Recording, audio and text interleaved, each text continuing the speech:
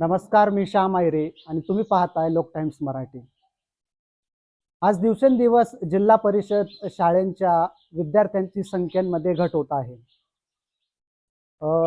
पालकांमध्ये इंग्रजी माध्यमांच्या शाळांचा एक भरमार सुरू झालेला आहे. त्याच्यामुळे जिल्हा परिषद शाळांची संख्या कमी होते आणि त्या अनुषंगाने सरकारकडून काही शाळा बंद करण्यात येत आहे.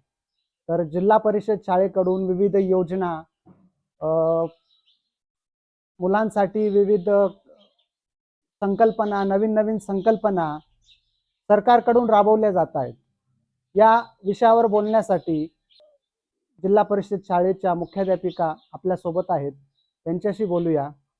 मॅडम, काय सांगाल की पालकांचा कल हा जिल्हा परिषद शाळेकडून वळून इंग्रजी माध्यमांच्या शाळेकडे चाललेला आहे. तुम्ही काय सांगाल या विषयावर? पालकांचा कल हा मराठी शाळेकडून इंग्रजी माध्यमांच्या शाळांकडे जरी चाललेला आहे, परंतु अजून 1-10 वर्षामध्ये अशी परिस्थिती निर्माण होणार आहे की इंग्रजी माध्यमामध्ये जो मुलगा जाईल तो आपल्या मातृभाषेपासून वंचित राहणार आहे आणि त्याच्यामुळे त्याला दैनंदिन जीवनात अडचणींना सामोरं जावं लागणार आहे. पण मग या सगळ्या गोष्टीला कुठेतरी काय कारणीभूत आहे की पालक जिल्हा परिषद शाळेत आपल्या पाल्याला घालत नाहीयेत, ते इंग्रजी माध्यमांच्या शाळेतच जास्त भर देत आहे? खरं जर बघितलं इंग्रजी माध्यमांच्या शाळांमध्ये मोठमोठ्या इमारती आहेत. तिथं जरी फी जास्त असली तरी सुद्धा पालकाला एक असं वाटतं की माझा विद्यार्थी इंग्रजी माध्यमाच्या शाळेत जाईल म्हणजे काहीतरी उच्च शिक्षण घेईल आणि खूप मोठा काहीतरी अधिकारी होईल किंवा काहीतरी तो स्वतःच्या जीवनात जास्त प्रगती करेल, अशी पालकांची मानसिकता झालेली आहे. पण ते पूर्णपणे खरं नाही. याच्यावर शिक्षण विभागाने विद्यार्थ्यांची संख्या वाढावी याच्यासाठी काही उपाययोजना आखल्या असतील, की विद्यार्थ्यांची संख्या वाढली पाहिजे आणि चांगल्या दर्जाचं शिक्षणही जिल्हा परिषद शाळेत दिलं पाहिजे. हो, खरंच. जिल्हा परिषदेच्या अंतर्गत अनेक विविध योजना जिल्हा परिषदेकडून आम्हाला प्राप्त होतात. उदाहरणार्थ आपण जर विचार केला, पाठ्यपुस्तक, मोफत पाठ्यपुस्तक योजना आहे, गणवेश योजना आहे. त्याच्यानंतर बूट सॉक्स त्याच्यामध्ये आम्ही देतो. परत आता 4थीच्या विद्यार्थ्यांसाठी शिष्यवृत्ती परीक्षेचं आयोजन करण्यात आलेलं आहे. नंतर मागे ज्या अधिकारी होत्या सी मॅडम, त्यांनी स्पेलिंग बीचा उपक्रम तो अगदी प्रभावीपणे राबवलेला आहे आणि आता जे पवार सर आहेत ते सुद्धा अगदी त्या स्पेलिंग बीला अगदी उत्स्फूर्तपणे पालकांना, शिक्षकांना, विद्यार्थ्यांना अगदी प्रेरित करत आहेत आणि नक्कीच मी तर म्हणेन अ, अ, जे जिल्हा परिषदेअंतर्गत उपक्रम होत आहेत ते नक्कीच आमच्या जिल्हा परिषद शाळांना उंचावर नेण्यासाठी 100% त्याचा फायदा होणारच आहे. इंग्रजी माध्यमांच्या ज्या शाळा आहेत, इंग्रजी माध्यमांच्या शाळा फक्त बिल्डिंगा, हे गुणवत्ता वाटते का तुम्हाला? इंग्रजी माध्यमांच्या शाळेची गुणवत्ता आणि जिल्हा परिषद शाळेची गुणवत्ता याच्यामध्ये कशी तुलना कराल तुम्ही? हे बघा, अ, असं आपल्याला कोणाला वाईट म्हणता येणार नाही, बरोबर आहे. परंतु मी सुद्धा स्वतः जिल्हा परिषदेच्या शाळेत शिकलेली आहे आणि अतिशय उत्कृष्टपणे मी माझी सेवा करते आहे.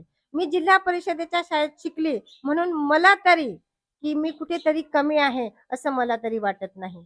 आणि आपण कोणावर टीका नाही करू शकत की कोणती शाळा चांगली, मराठी माध्यम चांगलं किंवा इंग्रजी माध्यम चांगलं. कारण ती प्रत्येक पालकाची मानसिकता असते. आणि ती मानसिकता आता खूप बदललेली आहे. पालकांचं इंग्रजी माध्यमाकडे जास्त कल आहे, हे मी पण मान्य करते. परंतु आमच्या मराठी शाळा जिल्हा परिषदेच्या शाळांमध्ये सुद्धा सेमी इंग्रजी सुरू झालेलं आहे आणि तितक्याच ताकदीने, अगदी तेवढ्याच प्रभावीपणे आम्ही अध्यापन करत आहोत. एक जगात उत्कृष्ट शाळा म्हणून एक माझ्या अंदाजे कॉम्पिटिशन झालं होतं.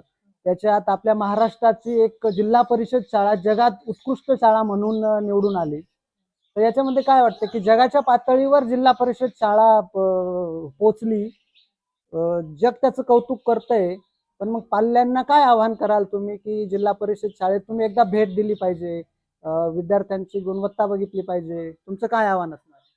पालकांना मी सांगू इच्छिते, की आता आमच्या मुख्यमंत्री माझी शाळा सुंदर शाळा योजनेअंतर्गत आमच्या शाळासुद्धा इंग्रजी माध्यमाच्या शाळा इतक्याच सुंदर आणि सुसज्ज भौतिक सुविधांनी, शैक्षणिक गुणवत्तेने सरस ठरत आहेत आणि मी पालकांना नक्कीच सांगेन, की एकदा या, अनुभव घ्या आणि आपल्या पाल्याचा विकास करा.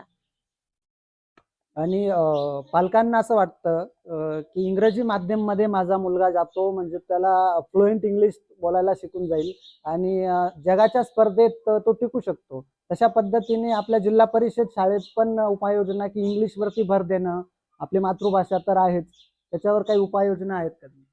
हो ना सर, उपाययोजना आहेतच. आम्ही आता स्पेलिंग बी हा उपक्रम आमच्या नाशिक जिल्हा अंतर्गत सुरू करण्यात आलेला आहे.